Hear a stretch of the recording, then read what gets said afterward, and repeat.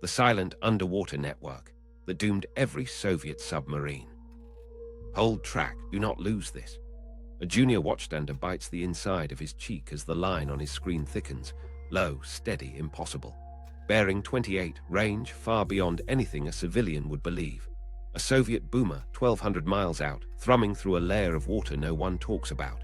A red phone lifts, orders ripple. P-3 crews sprint. An attack sub changes depth without a word.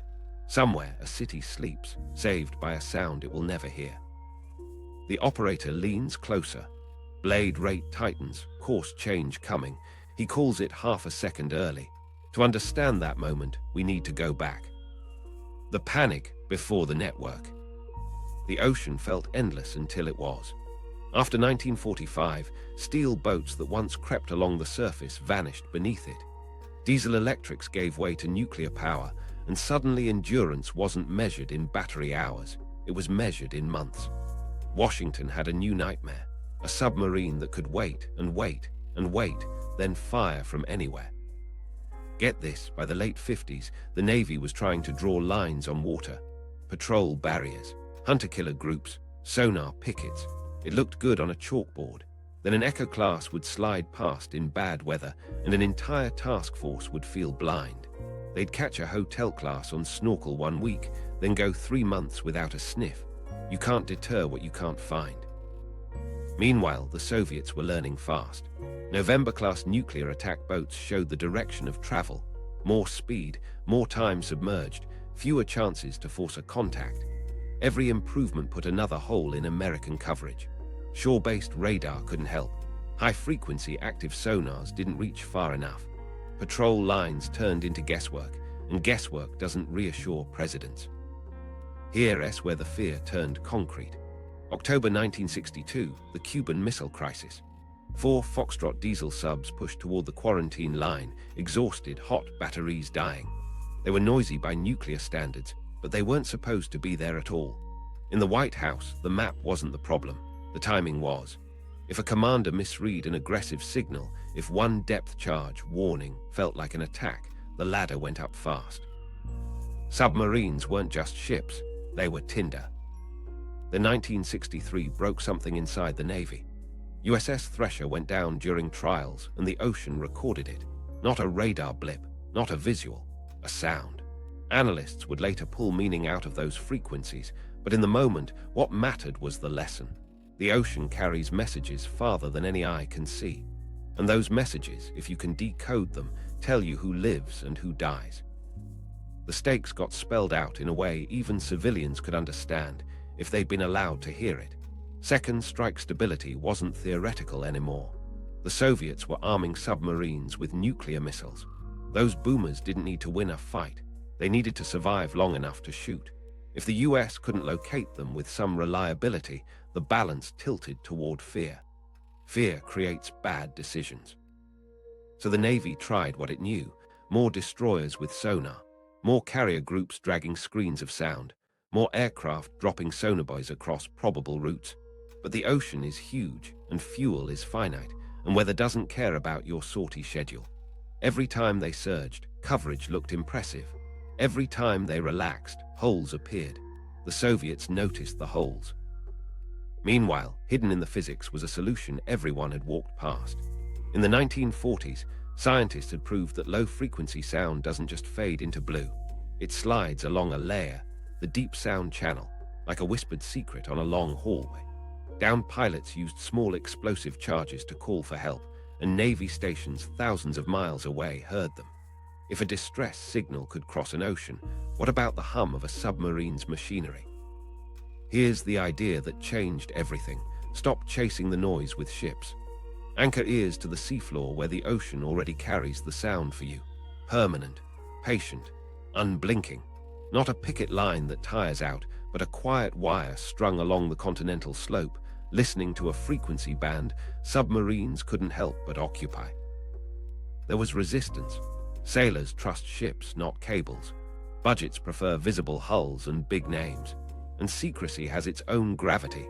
If this worked, you couldn't brag about it to secure next year's money. But the alternative was worse. Continue spending billions to patrol emptiness and hope you're over the right patch of water when a Soviet captain makes a mistake. The early trials were messy. Hydrophones are delicate. The ocean is. Cables kink. Storms rip anchors. Fish click. Whales sing. Ships rumble. You think you're hearing an enemy and it's weather 1,000 miles away. But each failure taught placement. Depth mattered. Bottom type mattered. The angle of the array to the channel axis mattered. Engineers started treating the Atlantic like a long instrument, and they tuned it. What nobody outside a secure room knew was the quiet shift in the Navy's imagination. Instead of thinking in patrol sectors, analysts started thinking in bearings and tonals. Instead of a crowded surface map, they wanted a few clean lines converging on a contact moving in low hertz. That meant building a network of ears and teaching people to read what they heard. Meanwhile, Moscow wasn't backing off. Their shipyards pushed out boats with more endurance, better reactors, longer-range missiles. For every new class, US planners had the same problem. Where will they go, and when will we know? Without a reliable answer, deterrence looked like theater. So the question hardened. Are we willing to lace the seabed with classified cables, staff lonely stations with operators who can't talk about their jobs, and gamble that physics beats improvisation? The answer, shaped by dread and math, was yes. They'd lay arrays in the dark and pretend they didn't exist. If it worked, crises would be avoided for reasons no press conference would ever mention. If it failed, well, failures disappear in the ocean every day. The plan wasn't a bet on gadgets. It was a bet on the ocean's own voice. And it came from panic refined into patience. Soon, the Navy would stop drawing lines on water and start listening to the long, low hum beneath it. That's when the ghosts of steel stopped being invisible. Borrowing the ocean's voice. So far, convergence and deep sound channel. To understand why a sound could cross an ocean, we need to talk about the ocean's shape, its sound shape, not the surface, the layers. Temperature falls with depth, pressure rises, and together they bend sound like glass bends light. Somewhere below the sunlit skin, there's a band where sound speed is at a minimum. Low frequencies slip into that band and get steered back toward its center. The ocean doesn't just carry sound, it guides it. The first people to really hear that guidance were scientists in wartime. Maurice Ewing and J. Lamar Wurzel at Columbia, and across the world Leonid Brekhovskik in Moscow, mapped a phenomenon they didn't name for poetry but for function. A channel where sound traveled farther, cleaner, cheaper than anyone expected. In one experiment, a 1-pound charge detonated near the Bahamas was detected near West Africa. 1 pound, 2,000 miles. That wasn't a trick of equipment. It was the ocean doing the work. The Navy took the hint. During World War II, they built a life-saving system for downed airmen. Drop a small explosive, called a SOFAR bomb, and hydrophones ashore would time the pulse's arrivals, triangulate, and send a rescue. It was pragmatic, almost boring, and it proved a point that would echo into the Cold War. If you put your ears in the right place, the ocean becomes a wire. Here's where the physics gets useful. The deep sound channel, sometimes called the SOFAR channel, doesn't sit at one fixed depth. In the tropics, it's deeper, toward the poles it rises. But it's there in most of the world, and it favors low frequencies. Submarines, by design and by necessity, produce a lot of low-frequency energy. Blades turning, turbines humming, reduction gears meshing. High frequencies scatter and die. The lows endure. Engineers stared at the profile. Speed of sound high at the surface where water is warm, decreasing down into the thermocline, bottoming out along the channel axis, then climbing again as pressure dominates. If you put a hydrophone too shallow, the channel's rays skip under you. Too deep, they bend away above. Like a road, you don't just need to be near it, you need to be on it. But there were complications. The ocean adds its own handwriting. Internal waves, seasonal layers, bottom types, and distant storms all write on the same paper. In some regions, convergence zones form at the surface where refracted rays focus into rings of enhanced audibility. In others, seamounts and continental slopes shadow parts of the channel. The idea wasn't to grab everything. It was to place arrays where the useful parts of the ocean's voice arrived with enough structure to read. So the question hardened into engineering.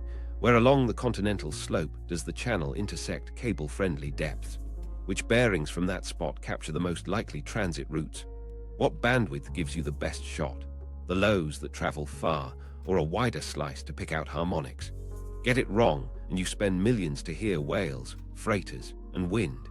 Get it right, and you see tonals from a hull that never meant to be found. They decided on fixed arrays, permanent hydrophones anchored near the channel axis, connected by armored undersea cables to shore processors. No pings, no transmissions, just listening. That choice wasn't romantic. It was about gain and geometry. A horizontal line array, long enough to form tight beams, could tease a bearing out of a distant source. Stack enough elements, and you're not just hearing, you're directing. Meanwhile, the scientists kept feeding the machine. Data from test stations, SOFAR sites, and oceanographic cruises built a map of sound speed profiles month by month, region by region. The channel rose in winter, dipped in summer, bent differently off capes and under currents.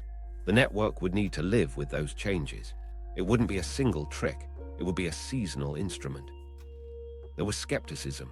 Submarine officers trusted periscope sightings and active returns. Bureaucrats trusted budgets and line items. "We're going to hear a submarine across an ocean," sounded like a salesman's line. But the early SOFAR detections and bearing fixes weren't theory. They were records on paper, clicks on tape, time differences turned into positions with math anyone could check if they had the clearance. Here's where it gets practical. A submarine doesn't shout, it leaks. Blade rate sits as a set of regular lines on a frequency time display. Gears add tonals. Turbine flow leaves a low rumble. The channel doesn't magically amplify those, it shepherds them. An array in the right place, tuned for the right band, backed by processing that can hold a narrow filter steady for hours, turns that shepherding into a bearing you can trust. But there was one problem. The channel is long, not perfect. Multipath arrivals, sound taking slightly different curved routes, smear and shift. Sometimes a tone splits, sometimes it fades for minutes, then returns steeper. Analysts would have to learn the channel's moods. A straight line on a display might not be a course. It might be the ocean's lens focusing and unfocusing. The fix wasn't more hardware, it was training. So the plan blended physics with patience. Put ears where the channel fed them. Accept that weather hundreds of miles away would color the canvas. Learn the seasonal shifts. And build processing tools to lock onto faint, slow-changing features that humans could learn to read. Because in the end, this would be a human craft. The stakes were simple. If the physics held, the US wouldn't need to be everywhere. It could be in the right few places and still hear most of what mattered. If it failed, the Navy would be stuck chasing blips across blue emptiness. The ocean had offered a path. The next step was to turn that path into a system, with cables, arrays, and people who could listen as if lives depended on it, because they did. Ivy bells and the culture of secrets. To make a network that listens to the world, you first build a culture that speaks in whispers. Post-war American signals intelligence lived by one mantra: silence is survival. If the other side knows what you hear, they change the way they talk. Inside that logic, everything about the new seafloor ears became compartmented. Names split in two, classified titles for insiders, bland labels for budgets. SOSUS hid behind Project Caesar. Shore stations weren't spy posts. They were oceanographic facilities with locked rooms and no visitor tour. Get this, most sailors in the fleet didn't know the details. Need to know wasn't a slogan, it was a wall. Operators at one NAVFAC could tell you the sound of a Soviet gearbox, but not the cable route feeding the next station. Engineers laying arrays in winter seas signed non-disclosure agreements and went home to families who thought they built telephone lines. Even inside the intelligence community, data moved as narrow streams, carefully routed, scrubbed of origin. If you asked too many questions, you got reassigned. Covers kept pace. Carloads of lab gear rolled into remote towns with university decals and marine research paperwork. Contractors learned to talk in generalities: environmental monitoring, underwater acoustics, coastal studies. The public saw antennas and weather vans and shrugged. Congress saw line items marked for ocean science and nodded. Behind those doors, Analysts trained their eyes on strips of paper carrying the ocean's handwriting. Meanwhile, a different mission reinforced the faith that cables and ears could win wars without a shot. Operation Ivy Bells didn't belong to SOSUS, but it breathed the same air.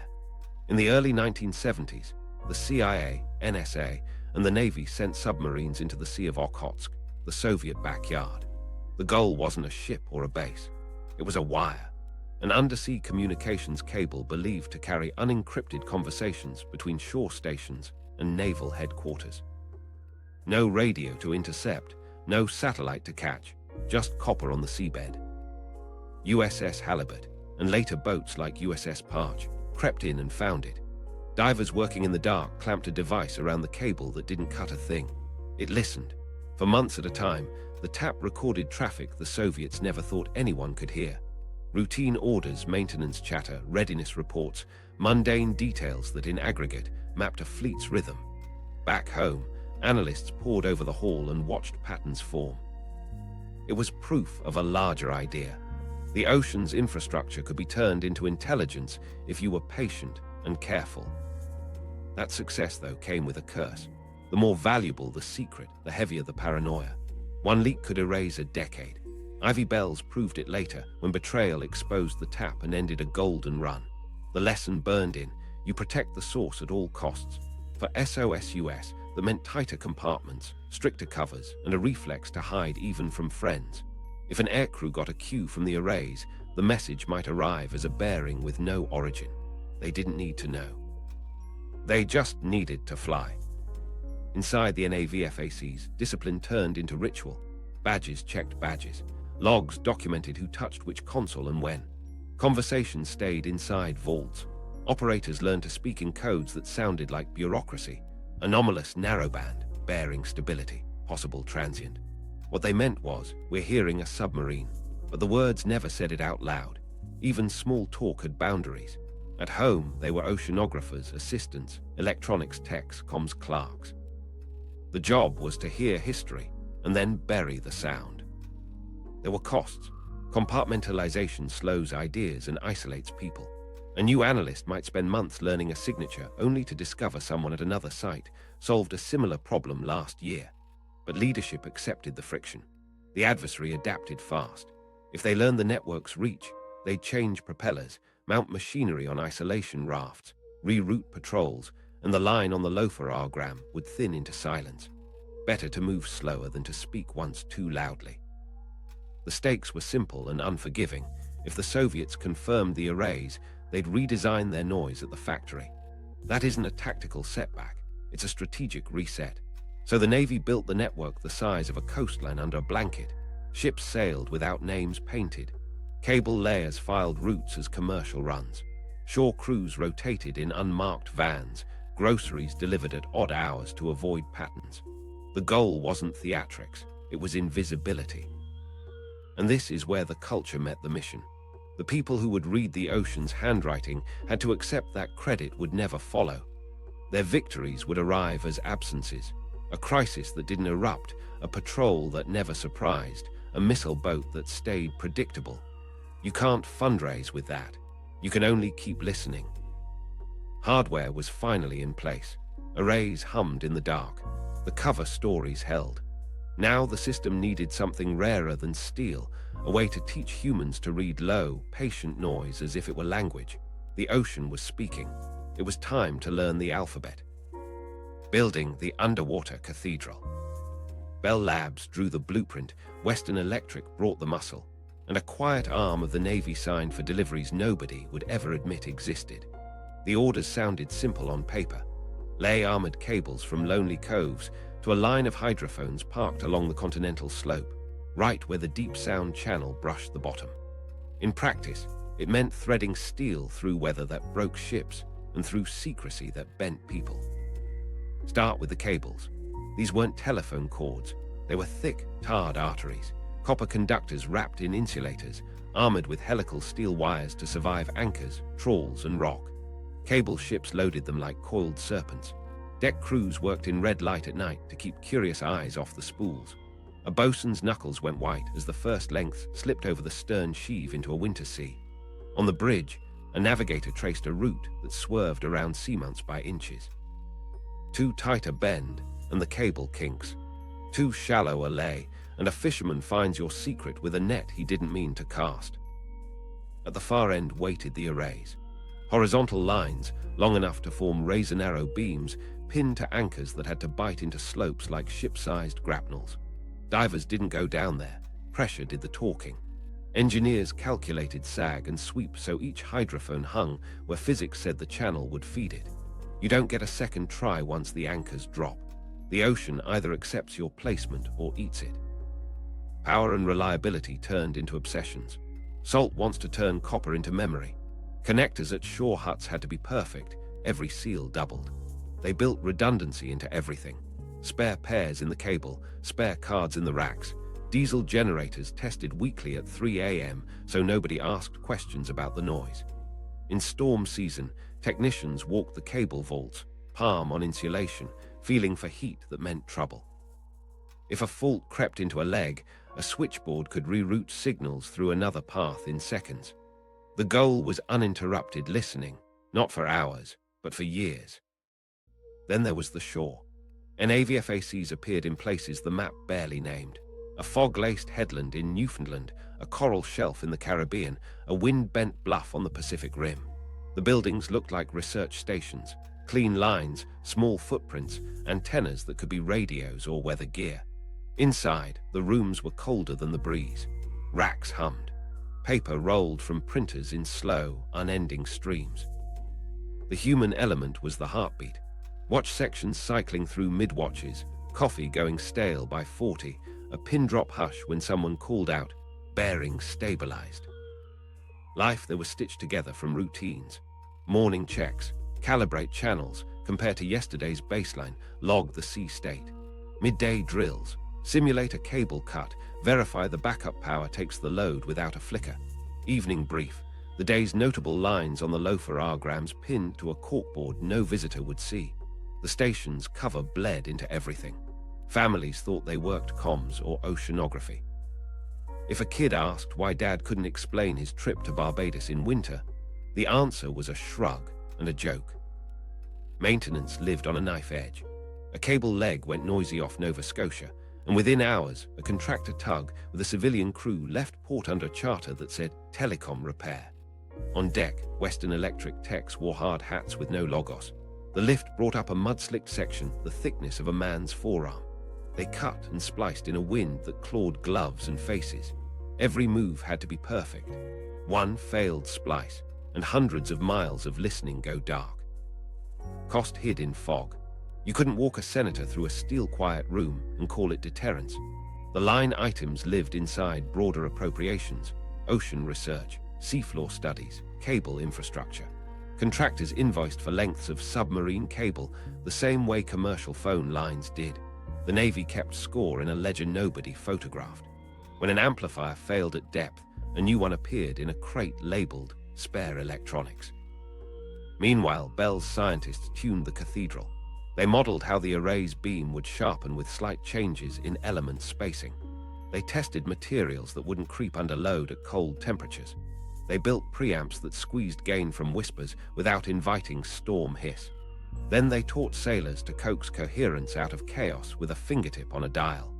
This wasn't automation. It was instrument building, and the instrument was an ocean.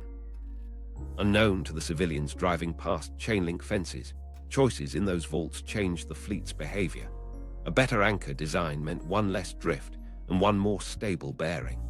A cleaner shore power filter meant a quieter noise floor and a detected tonal at 24 Hz that yesterday would have drowned. A technician's decision to re-terminate a suspect connector before it failed meant an intercept downring that never would have launched on time. The work had a rhythm: deploy, test, listen, fix. The people had a rhythm too. Rotations came and went like tides. A young operator learned from an old one who never raised his voice. A chief petty officer taped a postcard of the GIUK gap above a console and said nothing about why. Paydays, poker nights, a small chapel service on Sundays, and a phone that rarely rang, but when it did, turned the room to stone. Hardware in place, habits set, the cathedral humming. One thing was still missing: Ears are nothing without a language. The arrays were ready. Now the operators had to learn to read the ocean's handwriting as if it was scripture, one faint line at a time. The language of steel, LOFAR, and the first signatures. The first time a trainee sat in front of a LOFAR display, he expected drama. Instead, he got a slow river of ink, frequency on the vertical, time drifting right, and in that quiet geometry lived everything. The trick wasn't hearing louder, it was seeing smarter. LOFAR turned sound into sight, and sight into memory. Here S how the reading began. A distant source paints lines, steady, ruler straight if the ocean's calm, shivering if the sea breathes heavy. Blade rate sits as evenly spaced bars, harmonics rising above like faint ladders. Machinery adds tonals, pumps at one set of hertz, reduction gears at another. No two classes match.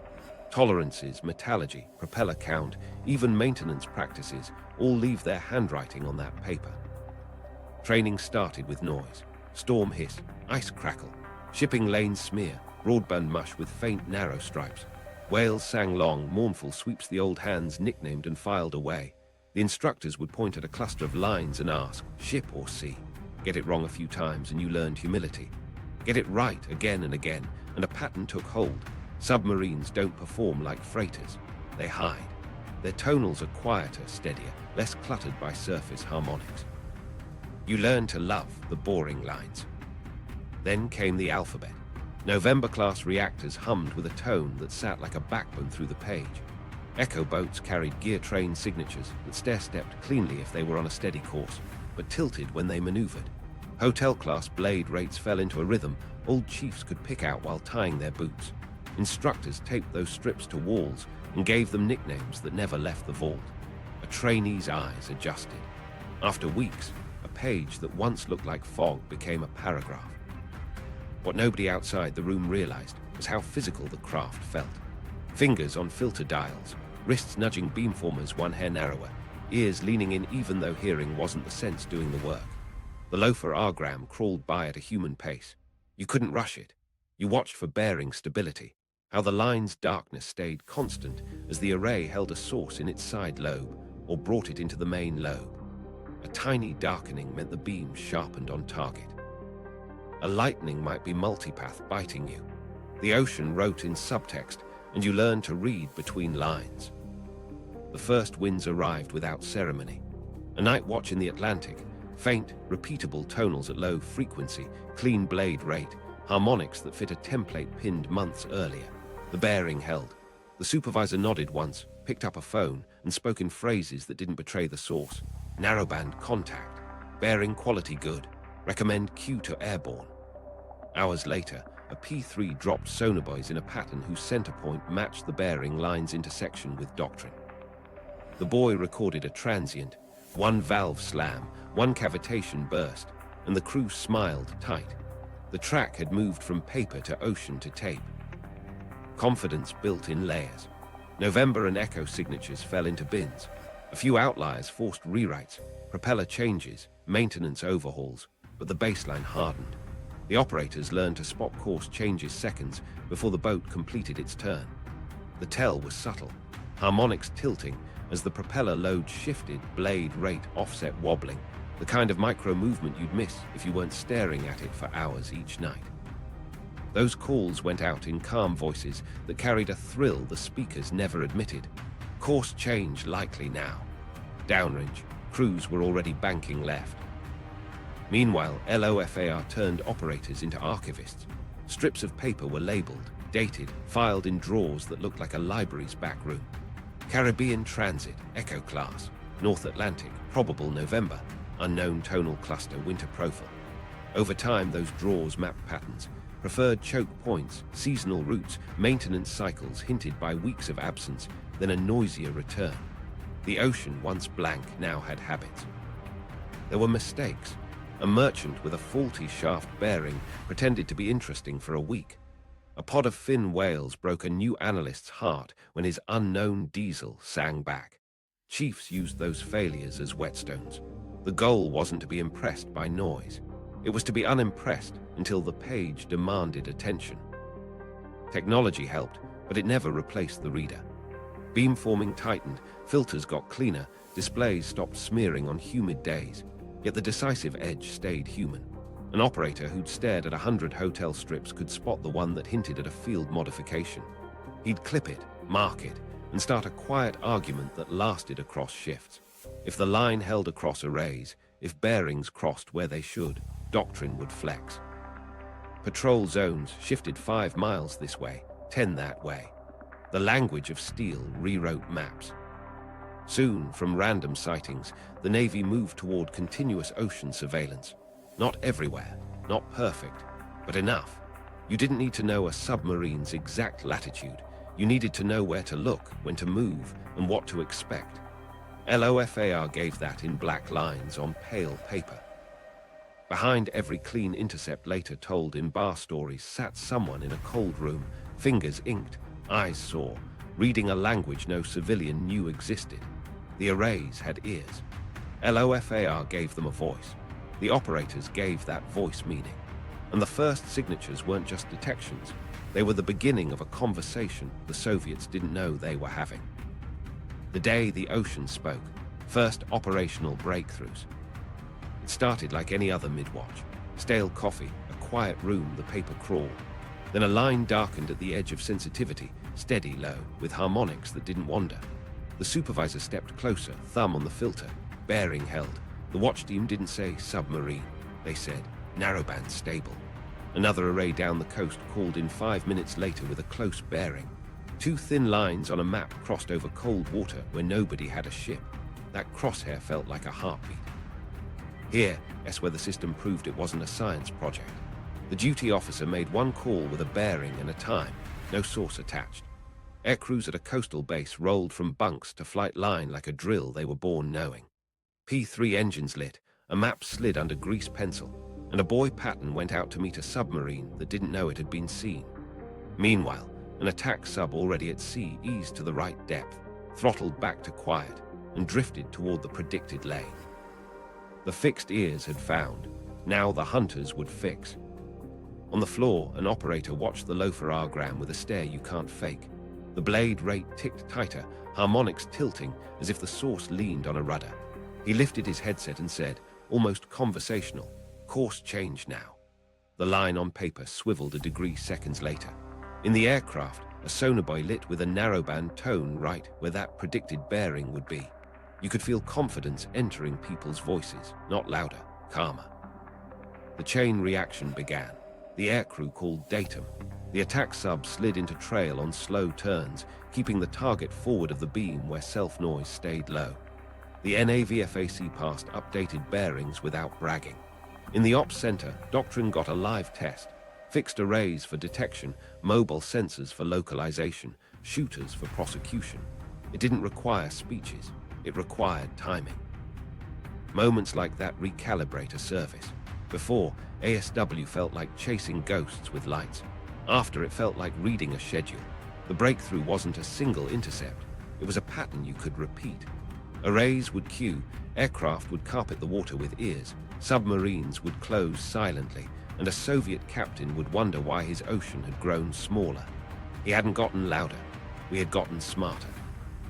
Meanwhile, unknown to the watchstanders, those tracks did more than guide one hunt. Analysts at a different building layered bearings and time stamps across weeks, then months. Transit lanes sharpened across the GIUK gap. Patrol boxes emerged in the Barents approaches. Even the noise of a shipyard's finishing work, fresh propeller edges, new turbine whine, showed up in the first weeks of a boat's life, then dulled as paint wore and shafts settled. The ocean's diary gained pages. There was a micro-story the chiefs told to new operators, stripped of specifics but heavy with pride. A junior analyst, 3 weeks on position, called a tiny wobble, half a hertz drift in a tonal nobody else flagged. He said the boat had increased speed by 1 knot without changing depth. The call went into the log without comment.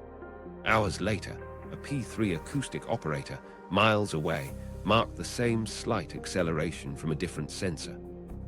2 strangers, 1 ocean, the same heartbeat counted. That's when the room learned to trust young eyes. These successes changed tactics. Destroyers didn't have to roam wide. They could wait on lines cued by bearings. Sonobuoy patterns tightened, saving time and gear. Attack submarines stopped burning reactor hours on blind searches and started planning quiet ambushes, letting a Soviet boat drive itself into trouble. The ocean hadn't shrunk. The decision space had. And with each clean track, the appetite to gamble decreased. No need to rush a hot intercept and risk revealing a source when patience delivered certainty. But there was a cost hidden inside the victory. Every time the network translated a loafer-agram into a kill chain, the risk of exposure ticked up.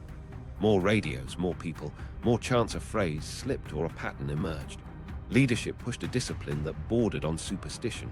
Never reveal a detection that suggests you can hear farther than they think. If you can trail at 40 miles, prosecute at 10. If you can hold a bearing for days, talk about hours. Protect the secret by acting dumber than you are. Still, the tone inside NAVFACs shifted. The day the ocean spoke in a voice that could guide steel and wings to a target, the operators felt the room change. They weren't background noise anymore. They were the opening note in a composition that ran from graphite on paper to metal in motion. After that night, when a line thickened and a bearing held, nobody wondered if the network would matter.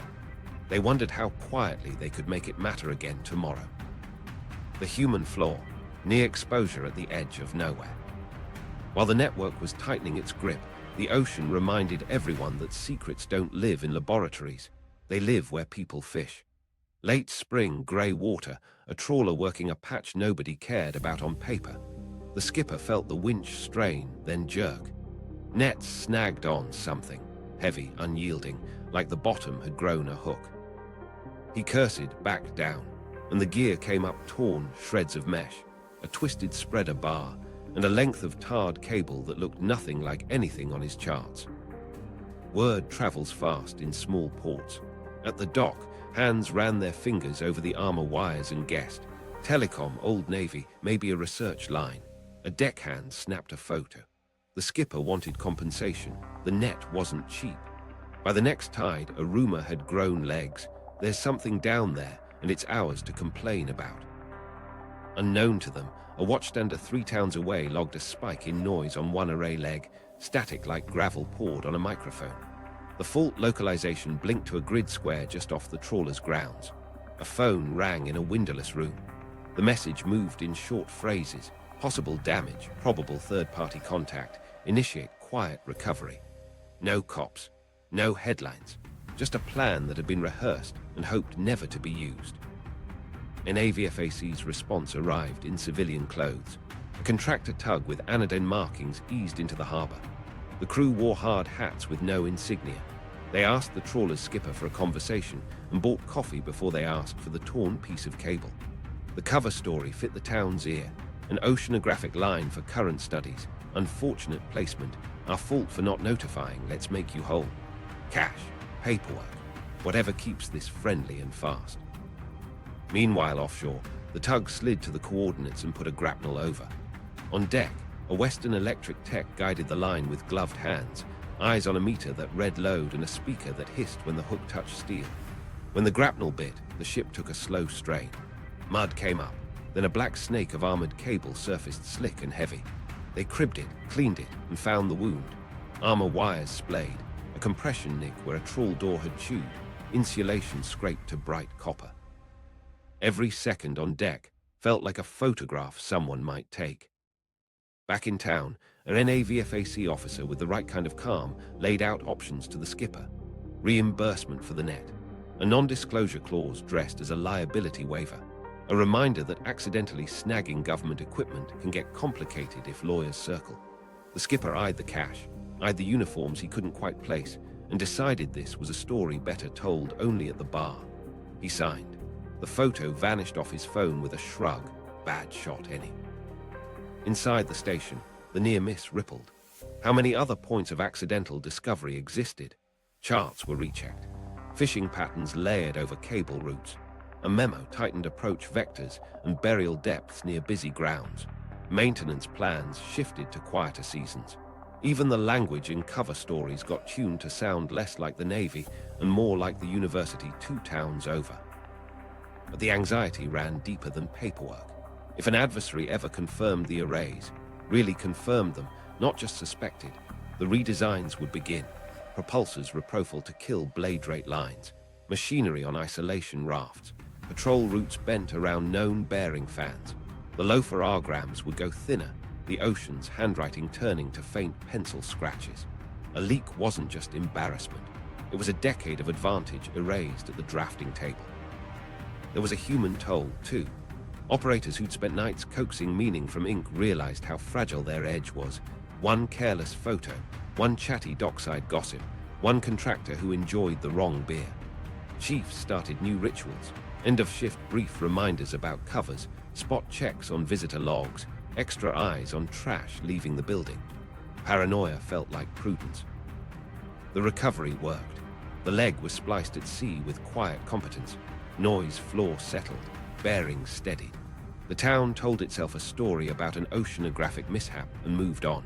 Inside the vault, nobody exhaled. The secret had held, for now. And everyone understood, a little more sharply, that the ocean wasn't the only thing with currents.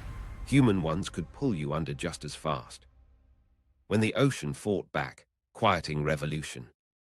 While the network sharpened its ears, Soviet engineers went after the sound itself.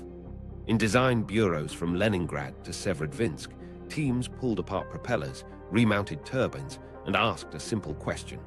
What if the ocean hears less? The first moves were obvious. Propeller reprofiling to cut cavitation onset, better blade edge finishes, and tighter machining to reduce those telltale tonals. Then came deeper changes. Machinery mounted on isolation rafts, so reactor pumps and gearboxes wouldn't ring the hull like a bell. From our perspective, the loafer R-grams started to thin. Blade rate ladders that once stood out like train tracks began to soften. The harmonics grew less confident, edges smoothed by better tolerances. It wasn't magic, it was manufacturing. And the Soviets didn't do it alone. Smuggled Western technology and espionage shortcuts gave them machine tools with finer repeatability, bearings that ran truer, and control systems that kept speed changes subtle. They still built for speed and depth in some classes, but the baseline noise fell. The ocean was cooperating with them more often. Meanwhile, they disciplined how they moved. Captains learned throttle regimes that dodged cavitation. Snorkel management tightened, timing air runs with sea states that masked transients. Even a simple rule, avoid abrupt maneuvers near likely array fans, saved them tonals we'd grown used to catching. The cat and mouse sped up. Our bearings still held, but the ranges crept inward. Where an array once caught a signature hundreds of miles out, now it might hold reliably at a fraction of that. What nobody in the cheap seats saw was the shift inside our rooms. We responded with engineering and tactics, not hope. Arrays widened and lengthened, beams got narrower, processing climbed a rung. Beamformers learned new tricks, coherently stacking faint energy from more elements to squeeze gain from quieter sources. Filter banks tightened, holding tonals that wandered less because the boats were steadier. And every improvement fed a doctrine change. Treat each detection as the first step in a chain that needed to close faster. The fleet adapted alongside the cables. P3 crews trained for tighter sonobuoy patterns based on smaller queuing errors. Attack subs carried longer, more sensitive towed arrays that could trail targets in silence and hear the low whispers the fixed system passed along. Coordination hardened. A bearing from the array, a geometry from the aircraft, a tail from the SSN. The quieting didn't erase the network. It forced the network to act like a team at game speed. Were moments when the ocean seemed to fight us outright. Thermal structure shifted, raising the deep sound channel seasonally and bending rays away from familiar paths. Multipath smearing got worse on nights when internal waves rolled hard. A class you thought you knew, say, a Victor, would return from overhaul with a smoother gear train. The old stair-step softened. The tonal spacing changed by a few hertz that made an operator doubt his own eye. The lesson was brutal and useful. Signatures weren't sacred. They aged, and that aging landed on people. A junior operator would second-guess a call, feel his pulse in his ears, and make the choice anyway. Speak up softly, risk being wrong, because silence could cost the trail. So analysts started versioning the enemy. Victor I, pre-refit, wasn't the same as post-refit new prop, drawers filled with families of lines, annotated not just by class but by year and suspected yard. That granularity mattered. A misread could send a P3 to the wrong patch of grey. A correct read, even at shorter range, still let you build a clean intercept. You think this sounds like defense chasing offense? Here's the twist. Quieter boats didn't make the ocean silent. They made it more interesting. When blade rate ladders blurred, we leaned on faint machinery tonals and spectral features that weren't in the brochures. Pump frequencies, auxiliary systems cycling, even subtle ventilation rhythms during slow speed. Those lived lower, traveled farther, and couldn't be erased without redesigning life support. The game moved into the basement. Meanwhile, we broadened the aperture. The fixed arrays remained the backbone, but integration with mobile ears deepened. Queuing timelines were rehearsed until the handoff sounded like one voice across 3 platforms. We shaved minutes, then seconds, between bearing stable and datum established. Shorter detection ranges weren't fatal if the chain tightened enough. Hunters learned to be there before the target realized the ocean wasn't empty.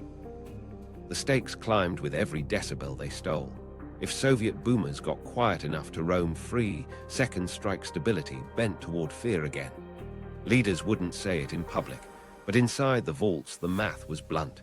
Detection probability multiplied by queuing speed equaled deterrence you could believe in. Lose too much on either side, and the map went dark. There was pressure to push back with louder tools, active systems that could flood water with low-frequency pings. Some programs advanced, some stalled under political and environmental heat. We were careful because every new sound risked telling the adversary what frequency we cared about. The fixed network stayed passive by design. It was our oldest promise to the ocean: listen hard, say nothing. And through all of it, the operators adapted with the same stubborn patience. They learned to love faintness.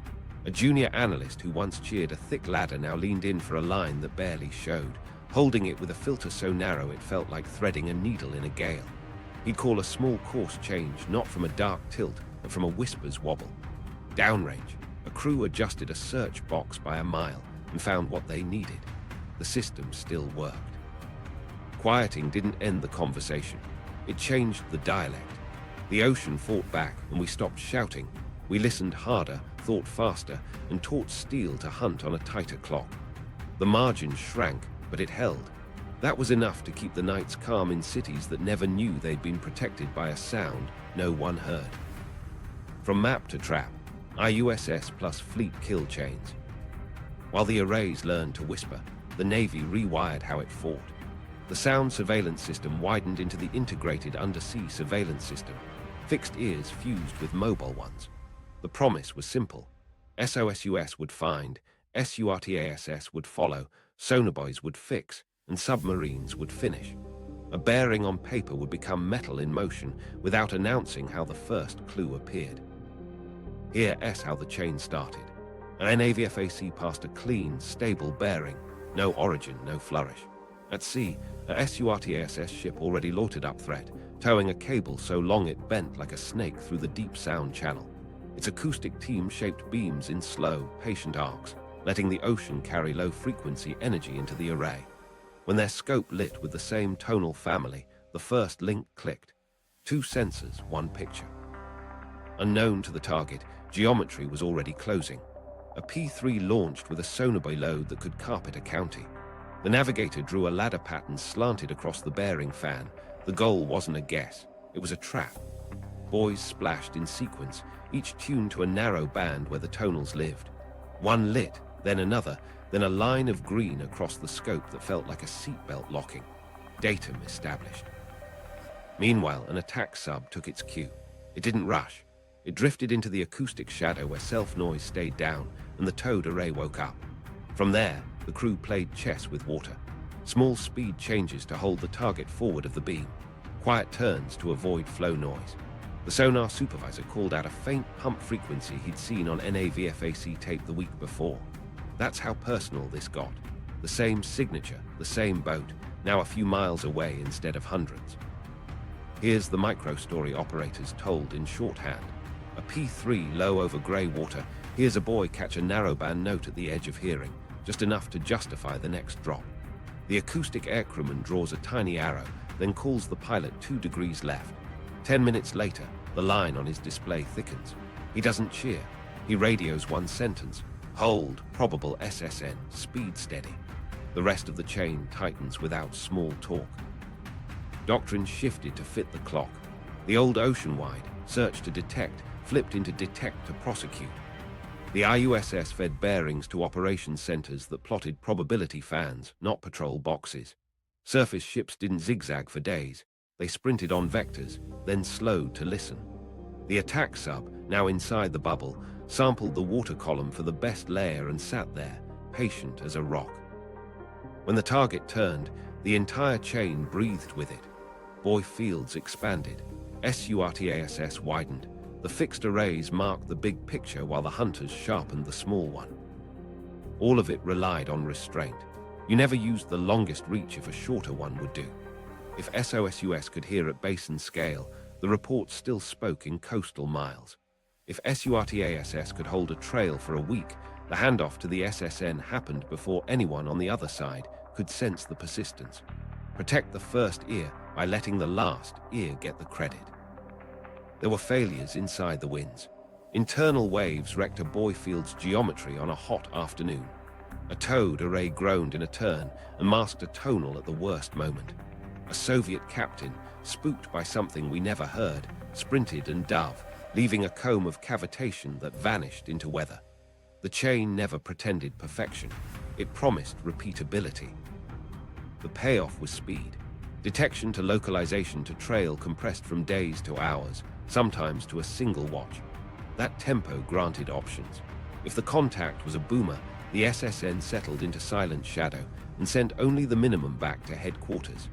If it was an attack boat probing a lane, a surface group placed itself where the ocean would force a choice. The map turned into a per-written script, and the trap closed like a habit. Success fed confidence, and confidence bred caution. The better the chain worked, the more quietly it had to work. Reports used neutral words, bearings rounded, timelines blurred. Crews learned to bite back the urge to celebrate, because the real mission wasn't one clean intercept. It was the promise that tomorrow the ocean would still speak, and the chain would answer without ever revealing how the first whisper was heard. A shockwave on the loafer-agram. It hit the room like a slammed door. No prelude, no ladder of harmonics easing in, just a vertical smear broadband hard, like the pen had been yanked down the LOFAR paper by a fist. For a second, nobody breathed. Then the supervisor said it flat. "That's not weather." The operator's fingers hovered over filters out of habit, but filters don't tame a wall. Nobody reached for drama. They reached for procedure and time marks. Phones lit across the coast. Another NAVFAC called in. Same time window, same burst. A third chimed minutes later with a weaker mark. Bearings were drawn, crossed, then crossed again as the analysts realized this wasn't a source you could put a circle around. It felt basin-wide, a pulse the ocean carried in its bones. The room got quiet in that way only rooms with secrets know. Everyone doing math, nobody trusting guesses. Procedure took over. They locked the recorders, tagged the tapes, and ran a quick diagnostic to rule out a power surge or a local hit. Nothing. The arrays were healthy. The pens had told the truth. In the small hours, technicians mounted paper strips on a board and traced the onset times with a ruler. The slope told a story. Close arrays felt it first. Distant ones lagged by seconds and then minutes. That profile didn't look like a ship or thunder or ice. It looked like energy dumped into deep water and allowed to run. Consistent with known basin-scale propagation, the system was designed to catch without naming a source. Internal chatter stayed careful. Unclassified source, broadband impulsive, possible geophysical event. The words avoided the obvious because the obvious carried weight. Somewhere, something violent had happened, and the ocean had written it down in a language their system read very well. Here's where the network's scale showed its teeth. By dawn, a separate building's analysts had pulled weather buoys, seismic logs, and shipping notices. Storms, wrong quadrant, earthquake. Seismographs were quiet or noisy in the wrong way. Weapons test, nothing declared, nothing hinted. A few old hands exchanged looks they didn't put in print. They'd seen smaller bursts, volcano murmurs, under-ice rumbles, never this clean, never this strong across so many ears. The operators did what they always did. They measured rise time, decay, frequency content. Even the aftertaste mattered, those low, lingering reverberations that sat like a hum after a slammed door in a big hall. The deep sound channel carried that hum longer than shallow water would, confirming what the arrays had already implied. This lived in blue, not in coastal green. Calls went up the chain, then sideways. Regulators of secrets insisted on discipline. Don't speculate in writing. Don't brief outside cleared rooms. Archive everything. The tapes went into safes, duplicates into deeper safes. The summary to the fleet said little and meant much. Arrays demonstrated detection and recording of a significant long-range acoustic event, fidelity sufficient for post-event analysis. Translation: we heard the unthinkable and we saved it. Inside the watch floor, the mood mixed ore with unease. The same instrument that picked out a blade rate at 24 Hz had just caught a Basin-Scale gut punch. That reach wasn't theoretical anymore. It was ink, and ink changes behavior. If the ocean could carry that kind of shock and they could see it, then any conversation about what the system could or couldn't do had to start with a new baseline. Meanwhile, training shifted. Instructors added a module, impulsive events and how to treat them. Not because operators needed to become geophysicists, but because classification discipline mattered. An impulse could mask a transit or reveal one, depending on where you stood in the water column. For a few weeks, watchstanders stared harder at the afterglow of the burst, looking for faint tonals returning as the ocean calmed. A few were rewarded, a line reappearing like a swimmer's head after a wave passed. The room learned a quiet truth: keep emotions steady, let the math talk, and don't guess at causes you can't prove. Debate simmered in places without windows. Some argued the event should be shouted, proof of performance that could pry open budgets. Others argued the opposite, that broadcasting the reach would buy short applause and long pain. Quiet one. It usually did. The official story stayed small while the internal lesson grew large. The system wasn't just a net for submarines. It was an ear for anything the ocean magnified. In the aftermath, the operators went back to their ladders and whispers. The shock faded on the paper, then in their voices. But there was a new steadiness in how they touched the controls. They'd seen the ocean slam and the arrays not blink. When the next faint tonal crept onto the page, the room treated it with the same respect they'd given the burst. Big or small, the ocean spoke. Their job was to listen, record, and leave as little wake as possible. And out beyond the horizon, boats sailed on, unaware that a single night's wall of ink had reminded their hunters just how far a whisper could travel. Alpha, Victor, and the runaway arms race. Speed was the first challenge that felt like an insult. The Soviet Alpha appeared like a rumor, and then as a problem. Titanium hull, liquid metal reactor, a turn of speed that made old assumptions look slow. On paper, you don't outrun sound. In practice, an Alpha could sprint, dive, and force every sensor to prove it could keep a hold when the ocean turned noisy around a charging target. The arrays still heard her. The trick was timing. A sprint left a comb of cavitation teeth that LOFAR could read like a shout. Then the water went quiet again.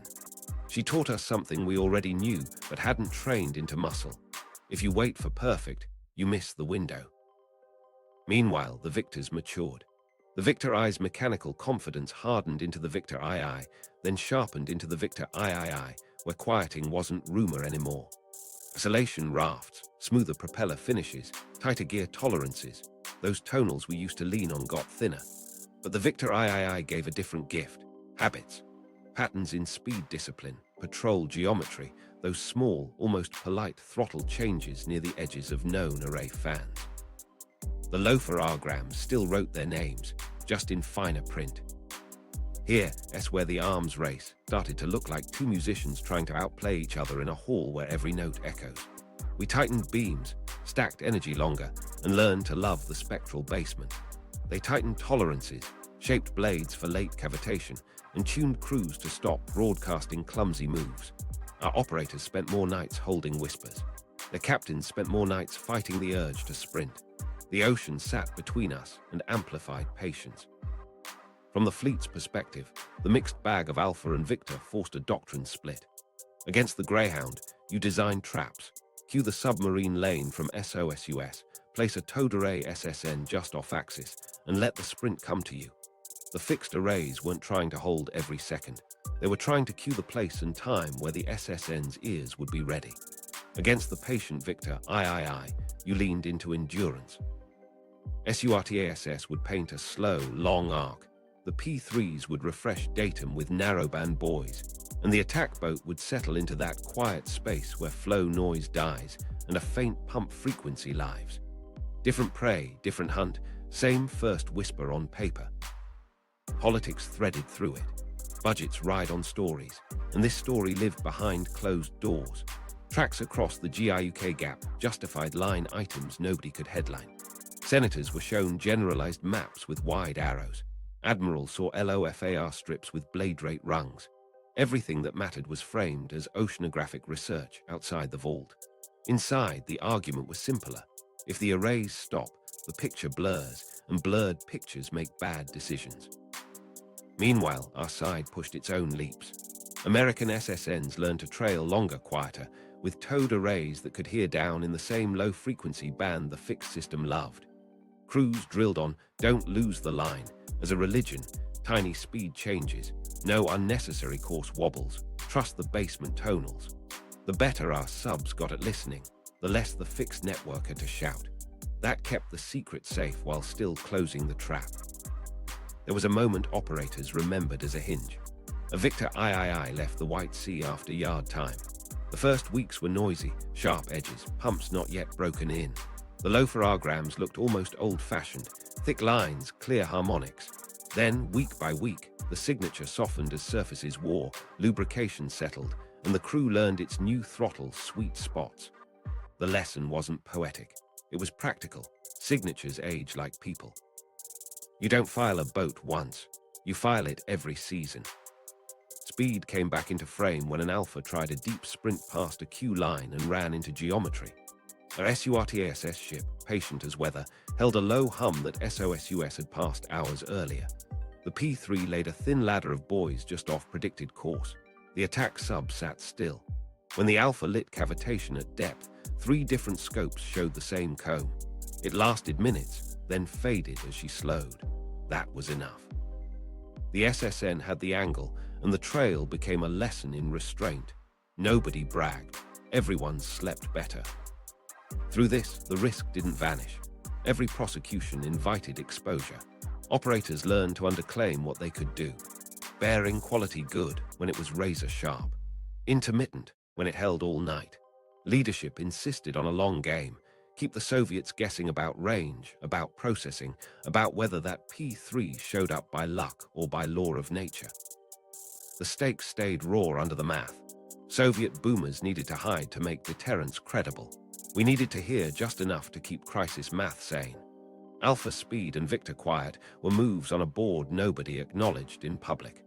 The arrays, the tapes, the inked fingers in cold rooms, those were the pieces that kept the game from tipping. And somewhere between a sprint that shouted and a whisper that persisted, the runaway arms race settled into a rhythm both sides learned to live with. We'd listen harder, they'd speak softer. The ocean, indifferent, would carry it all. The Acular problem and the digital renaissance. Then a hull slid off the blocks that made operators lean forward. Acular. The first time her tonals touched the paper, the room didn't celebrate. It went quiet. The ladder wasn't thick. The harmonics didn't swagger. The basement lines we relied on were there, but faint, disciplined, tucked into water that seemed to shelter them. Bearings held shorter. Ranges collapsed. The old confidence that SOSUS would paint a lane hours before anyone flew took a hit you could feel in people's shoulders. A few eyes flicked to the clock. The hunt now lived on minutes, not lazy hours. Here, what changed. Soviet yards had finally closed the gap in the places that mattered. Better blade finishing pushed cavitation onset down. Isolation rafts behaved like they were meant to, starving the hull of machinery bleed. Pumps and auxiliaries ran smoother. Speed discipline tightened. If you were sloppy with filters, The Acular slid under, not because she was inaudible, but because she'd cut the loose edges our eyes had grown used to grabbing. The response wasn't panic. It was a pivot. Ashore, processing stepped into a different era. Analog brains had raised a generation of readers. Now digital ones gave them sharper tools. Beamforming moved from hardwired racks to configurable algorithms. Instead of a few static beams, operators could steer and stack dozens, sculpting the array's listening pattern to squeeze a few more decibels of gain from the deep sound channel. Coherent integration stretched, holding faint tonals longer without smearing them into the noise. Classification matured too. We stopped asking, do we see the classic ladder? And started asking, what low feature persists when the ladder fades? Narrowband processors hunted spectral fingerprints that lived below the headline, pump harmonics, control system rhythms, subtle electrical tones that came from how a reactor's coolant loop breathed under load. The display stopped being a single river of ink. It became layers, each tuned to a different whisper. Meanwhile, the network widened its moving ears. SURTASS came into its own, those long-toed arrays behind slow, stubborn ships painting low-frequency pictures that the fixed arrays could cue and refine. The synergy mattered. If SOSUS could only hold the Acular at shorter range, SURTASS could catch the baton mid-course and hand it to an SSN already tucked at the right depth. You felt the Doctrine tighten. No gaps, no heroics, just handoffs executed on time. Politics pressed from the side. Low-frequency active, LFA, promised reach against quiet targets by putting energy into the water, but it collided with public concern over marine mammals and coastal communities. The debates got loud where our work stayed quiet. Training adapted. Crews learned environmental windows, mitigation protocols, when not to transmit. And in rooms with safes, the message was consistent. Keep the passive backbone healthy so you never have to lean on anything that announces itself. Submariners evolved fast. Towed arrays lengthened off our SSNs, trailing like silk threads that drank the same low band the fixed system loved. Under-ice tactics matured. If quiet boats hugged cover, our boats learned to use the same cover without losing the line. Trail etiquette became doctrine. Never crowd, never spook. Don't force a speed change that erases your own ear. In those moments, IUSS wasn't a map so much as a metronome, keeping time so the trail could stay honest. Back at the NAVFACs, training went digital in spirit, not just in hardware. Old chiefs taught new analysts how to trust a whisper supported by 3-week proofs, a bearing that drifts the right way with internal waves, a tonal that rises a hair with speed, a second array catching a cousin frequency minutes later. Confidence no longer came from bold lines. It came from patterns that felt right across sensors. The phrase of the era wasn't strong contact. It was consistent low-confidence features across apertures. And oddly, that steadied the room. Consistency is a kind of strength. There were setbacks. A refitted Acular returned with an auxiliary tone we'd used as a crutch shaved by a few hertz. For a week, operators over-ejected candidates because they missed that old friend. The fix wasn't a memo. It was a wall covered in fresh strips, annotated with the year and suspected yard, and a reminder, signatures are living things. Don't marry them. The digital turn paid off in a micro-story cruise still trade quietly. A winter night, storm lines licking the paper. An analyst held a barely there line at 21 Hz with a filter so tight it squealed. He called a bearing and added, speed creeping. The SURTASS team-up threat saw the same crawl 5 minutes later. A P3, launched under cloud deck nobody enjoyed, through a line of narrowband buoys and caught 2 pings of that basement tone. The SSN slid into place and never lost it. The whole chain lived on whispers stitched by math and patience. By the late 1980s, the message was blunt inside the vaults. The network either evolves or it becomes a museum exhibit with great stories and no utility. So it evolved. Arrays were refurbished, processing modernized, displays made calmer and more informative. The ethos stayed the same. Listen hard, say little. But the craft felt new. We weren't chasing the Acular with louder gear. We were meeting her in the band she couldn't escape, with tools precise enough to make quiet a disadvantage. And underneath the tactics was the same strategic heartbeat. Deterrence isn't a speech. It's a set of private certainties. If you can hold a bearing long enough to cue a trail, leaders sleep. Acular didn't end that. She forced us to prove it with better ears, faster hands, and a chain that refused to leave gaps. The digital renaissance wasn't about computers saving us. It was about sharpening a human craft until the ocean's quietest boats still had to share a little truth. After the wall, from Moscow to missiles and mammals. When the Soviet flag came down, the rooms didn't cheer. They turned down the lights and asked a hard question. If the adversary just collapsed, what's a secret network for? Budgets slid toward cliffs. Briefings sprouted new phrases: dual use, conversion, environmental data, because the mission had to widen or wither. Inside, the operators knew the ocean hadn't changed. The politics had. The name shifted first. SOSUS folded into the integrated undersea surveillance system, then wore a friendlier face for anyone who asked. Scientists were invited in carefully. A door that had always been locked opened an inch. The pitch sounded benign. These arrays hear the planet. Let's help the people who study it. And the truth was simple. The ears that caught submarines could also catch the Earth breathing. Earthquakes became training aids and products. A tremor's impulsive signature, fast rise, complex coda, looked nothing like a screw. The arrays timed arrivals across basins and offered propagation curves that helped seismologists model submarine slopes and mid-ocean ridges.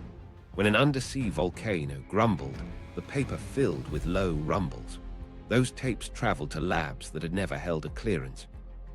Somewhere, a grad student quoted a dataset gathered in a room where bearing stable once made hearts jump. Marine mammals took over shifts in a gentle way. Blue and fin whales had been the Jezebel monster in the early days. Now they were catalogued on purpose. Migration corridors emerged on LOFAR displays as seasonal choruses. Biologists asked for detections to support population studies. Operators learned to tag a chorus without rolling their eyes. It kept the lights on, and it turned the system into a guardian of sorts. If a test plan risked a sensitive season, the data had a way of arguing for restraint. Missiles still crept in from the edges. Proliferation didn't end with the Cold War. It scattered. Quiet navies grew, and new actors learned to move in grey water with radios that stayed dark. When a diesel-electric boat slid out under battery in a region that liked surprises, the network's low band still mattered. Bearings whispered. SURTASS ships loitered under innocuous flags. A partner nation asked a question without putting ink on paper. The answer came back in the old neutral tone. Contact probable, queue available, recommend mobile prosecution. The craft survived the politics by speaking softly. There were public moments. In a disaster at sea, a burst rolled across the arrays and was shared quickly with agencies that didn't know the source. Search boxes tightened. Families got answers sooner. Those were the rare days when secrecy and service lined up in ways a press office could touch. Mostly, though, the network lived in an in-between, too useful to mothball, too sensitive to brag about. The workforce changed, too. Veterans of the Cold War trained a younger group that grew up with different maps on their walls. A chief who could read a Victor III's gear train taught a civilian scientist how to pull whale songs from storm hiss. A junior analyst built code to autoflag impulsive events and found himself invited to a conference where no one wore uniforms. The culture stretched without snapping. Money argued with mission every year. Cutting cable legs looked good on paper until a crisis reminded planners that rebuilding takes decades and laying steel underwater isn't a pop-up project. So the system learned to hibernate smart. Arrays stayed powered but thinly manned. Remote monitoring replaced some watchstanders. Maintenance shifted to preserve the quietest, most strategically placed ears. The mantra returned: protect the source. If you can only save a few, save the ones the ocean loves. Covert tasks never vanished. They just changed shape.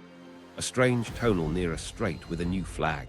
A long, patient hum from a ship that wasn't on anyone's schedule. A missile test announced late but heard early.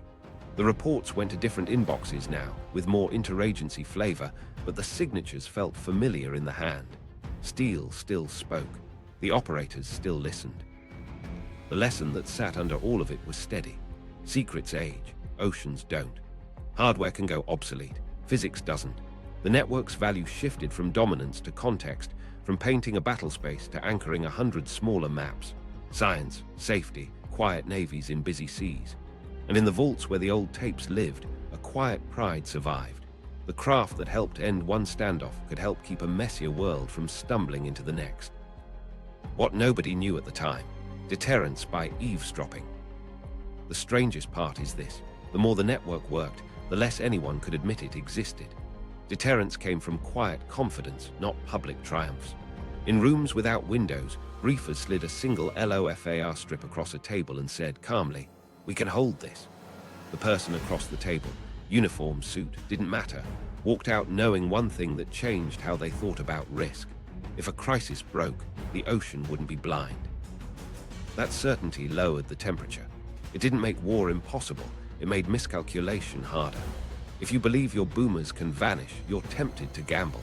If you know someone can hear enough, you plan instead. That was the hidden math SOSUS brought to the Cold War. Not omniscience, probability. Leaders slept on probabilities. Meanwhile, the operators carried the weight without applause. A watchstander would spend 8 hours teasing a faint tonal out of storm hiss, call a bearing in a voice that barely rose above a whisper, and then go home to a base house where neighbors thought he fixed radios. The pride came sideways. An ops center thanked airborne assets for a clean localization. A submarine skipper bought coffee for shore support without saying which shore. The people who made the first move were almost never in the photo.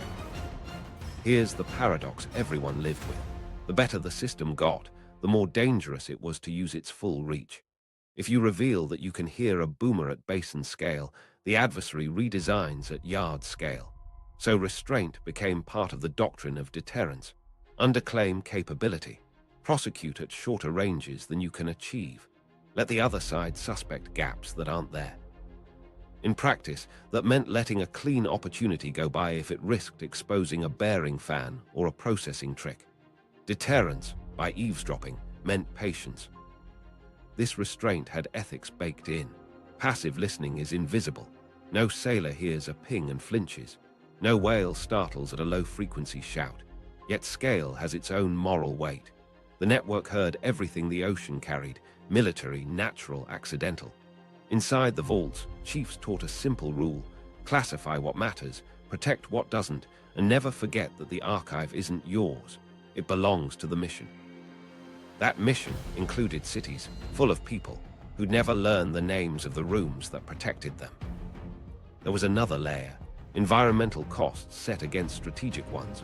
When the low-frequency active debates flared, the fixed network's quiet credibility mattered. "We can do this passively," the briefers argued, and the tapes backed them up. That didn't end arguments, it changed their shape. You didn't need to flood whole basins with sound if the ocean's own structure could carry a whisper from steel to paper. Ethics and physics met at a frequency no press release could hear.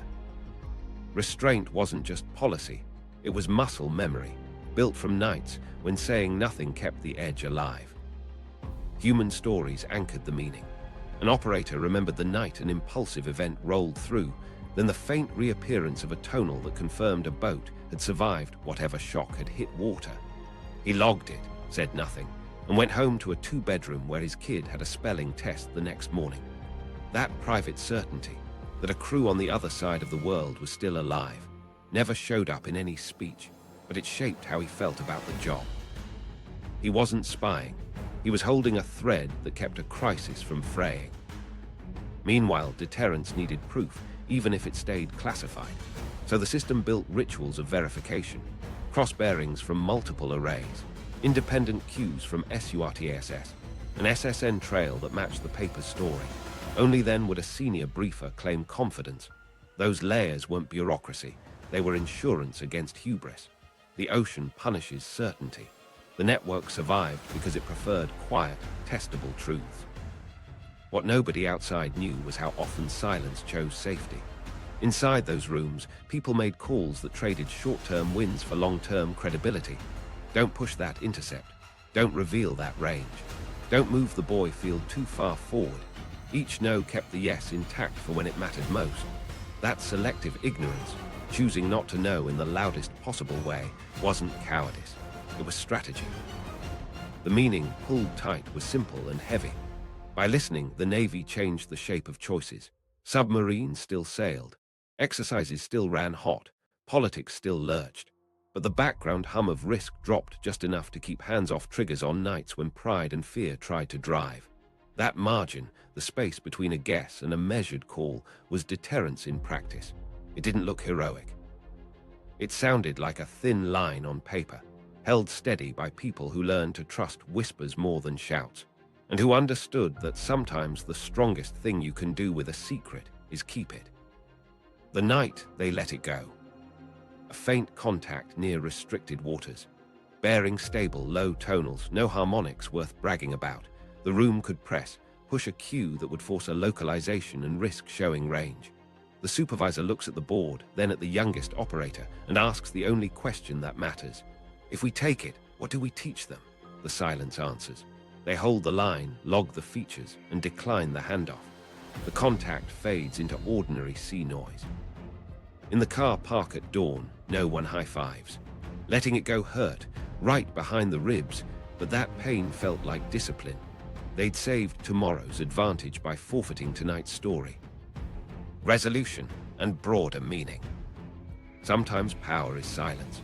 An operator's best call was often the one nobody heard about, the bearing he held, the intercept he didn't force, the secret he kept so the ocean would keep talking.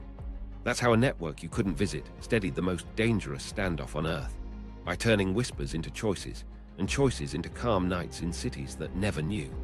Subscribe for more untold Cold War stories, and watch our next deep dive to connect the hidden threads.